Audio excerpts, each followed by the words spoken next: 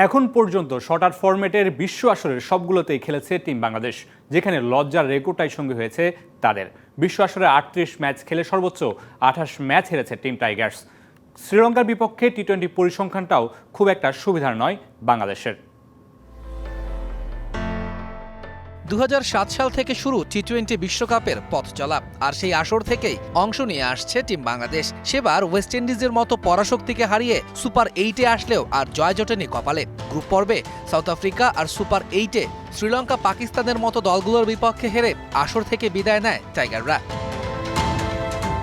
পরের ৩ আসর অর্থাৎ ২০০৯, ১০ ও ১২ বিশ্বকাপে এক ম্যাচেও জিততে পারেনি টিম বাংলাদেশ। ২০১৪ সালে র্যাঙ্কিংয়ের সেরা ৮ দল সরাসরি খেলে বিশ্বকাপে, আর প্রথম রাউন্ডে নেপাল আফগানিস্তানকে হারিয়ে মূল পর্ব নিশ্চিত করে টাইগাররা। সেবার অবশ্য হংকংয়ের বিপক্ষে হারের লজ্জায় ডোবে টিম টাইগার্স, আর মূল পর্বে ঘরের মাঠে ওয়েস্ট ইন্ডিজ, ইন্ডিয়া, পাকিস্তান ও অস্ট্রেলিয়ার বিপক্ষে হেরে নাম কাটা পড়ে আয়োজক বাংলাদেশের। ঢালাইয়ে দৃঢ়তা, নির্মাণে নিশ্চয়তা, প্রিমিয়ার সিমেন্ট, ঢালাইয়ের রাজা।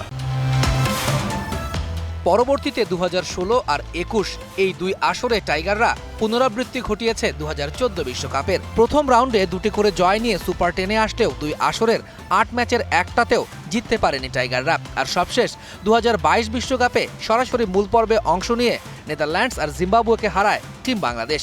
সব মিলিয়ে ক্রিকেটের শর্টার এই ফরম্যাটের বিশ্বকাপে মোট ৩৮ ম্যাচ খেলে সর্বোচ্চ ২৮ ম্যাচ হেরেছে বাংলাদেশ, জিতেছে মোটে ৯টা। যুক্তরাষ্ট্র ও ওয়েস্ট ইন্ডিজ বিশ্বকাপে টাইগারদের প্রথম প্রতিপক্ষ শ্রীলঙ্কা। তাদের বিপক্ষেও পরিসংখ্যানটা সুবিধার নয় টাইগারদের। মোট ১৬ দেখায় ১১ বারই হেরেছে বাংলাদেশ, জিতেছে মোটে ৫টা। আর টি-20 বিশ্বকাপে কখনোই শ্রীলঙ্কাকে হারাতে পারেনি বাংলাদেশ।